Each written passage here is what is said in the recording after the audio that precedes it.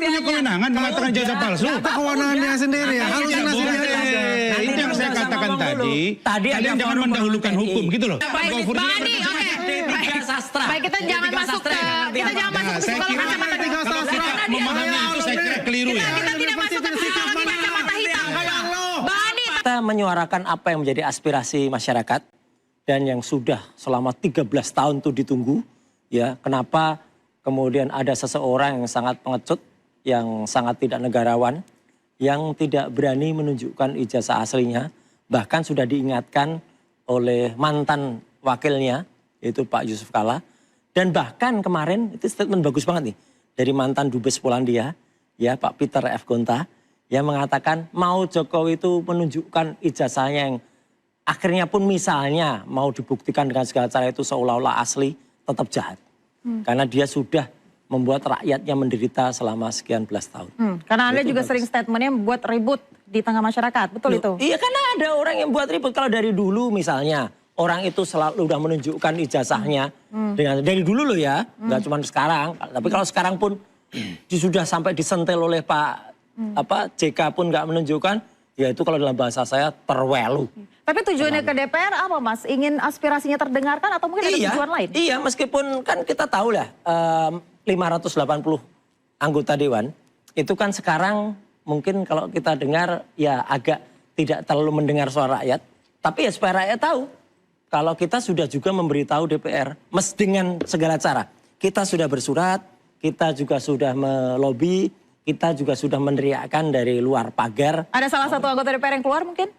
Tapi tadi mau nggak mungkin keluar, karena mau keluar gimana pintu DPR-nya kita pasang banner yang besar. Jadi dia kalau mau keluar ya harus dari belakang. Oh, oke, jadi memang sebenarnya tidak ingin ada yang keluar ya, tidak? Cuma hanya ingin menyampaikan aspirasi daripada saja. nanti dia keluar malah dia pencitraan, Oke. malah dia sok mewakili rakyat gitu. Mendingan nggak usah aja deh gitu. Nanti kalau mau undang kami ke dalam audiensi.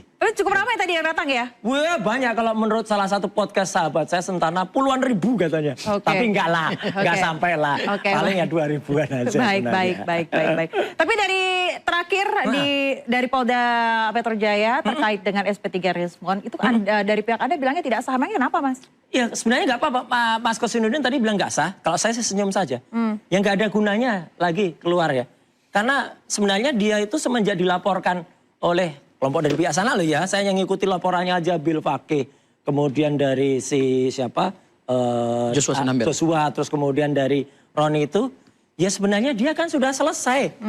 Selesai hidupnya maksudnya. Oke. Makanya saya nggak perlu jawab lagi ya zombie itu. Karena dia sudah dilaporkan dan bahkan memang meskipun tidak dilaporkan soal surat kematiannya. Tapi kan isu itu kan sudah terdengar.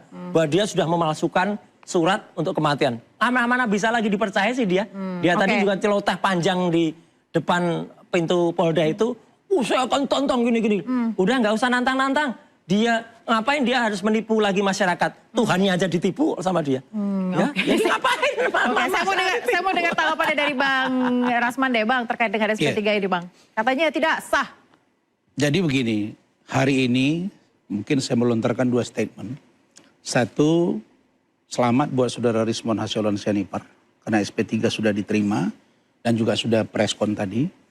Kemudian saya juga ingin sampaikan bahwa sidang Citizen Lawsuit ternyata itu juga tidak sesuai dengan harapan mereka. Maka bagi saya kedatangan Roy dan kawan-kawan ke DPR RI itu hanya sebagai ungkapan yang sebenarnya kalau mereka ingin mendapat perhatian dari DPR, jangankan DPR, mantan wakil presiden aja tahu masalah ini, Pak Yusuf Kalla. Maksudnya kekecewaan apa di SP3 atau lagi-lagi ijazah menurut saya kekecewaan dari SP3-nya Rismon dan kekecewaan dari sidang Citizen Lawsuit. Dan inilah yang sebenarnya kalau saya boleh jujur katakan bahwa teman-teman kita dari Roy dan kawan-kawan ini sebenarnya sudah ruangnya makin sempit. Dan apabila mereka ingin membuktikan kepada publik bahwa posisi hari ini kesempitan itu, maka diluapkan melalui sebuah kebersamaan di gedung DPR yang jumlah masanya tidak seberapa. Jadi kalau cukup banyak tadi dikatakan oleh Mas. Ya, kan kita juga sering demo ya. Jadi kalau boleh saya katakan, bayangin ya, mereka di Polda Metro bergerak ke DPR. Oke? Ada juga lawyer, ada juga tersangka. Ada Roy, ada Ruslan dan lain-lain.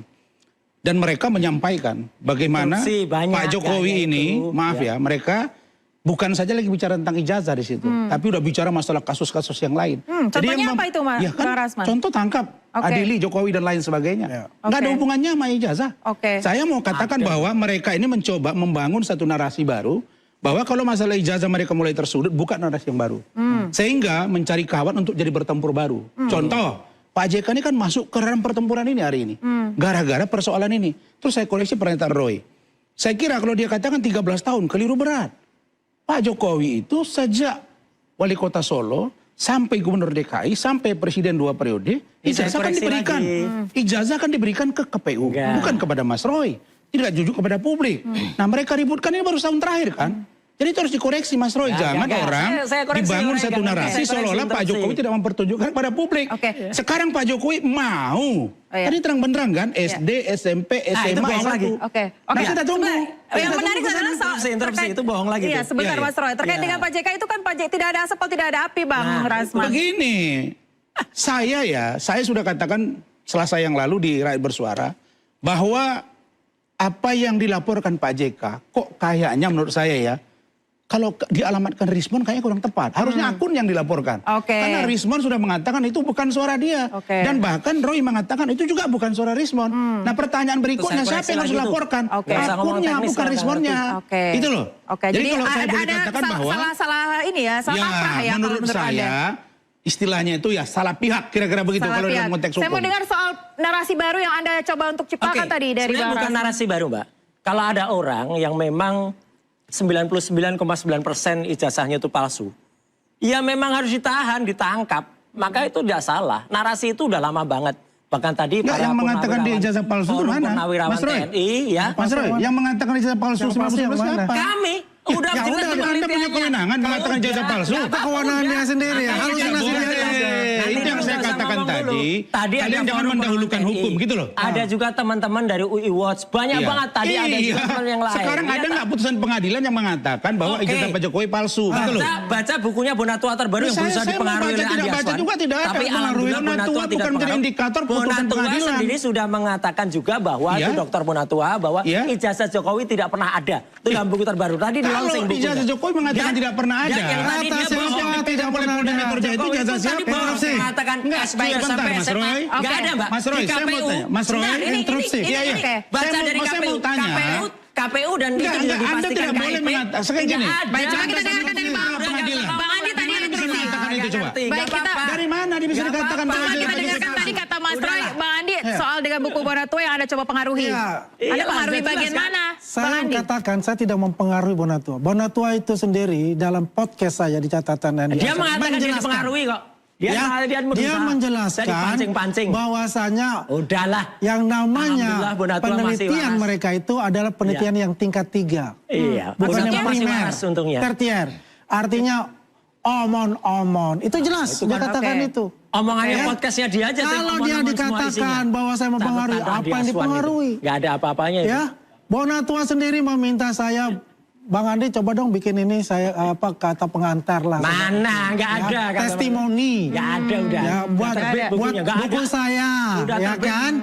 Ya, nanti saya baca dulu bukunya. Dan dia minta sama saya, apakah judulnya ini cocok atau enggak? Ya kan? Kalau judulnya itu menurutnya nggak cocok. Kalau pakai pro atau kontra itu baru. Kalau ijazah Jokowi tidak ada itu tidak jelas. Bukan yang benar.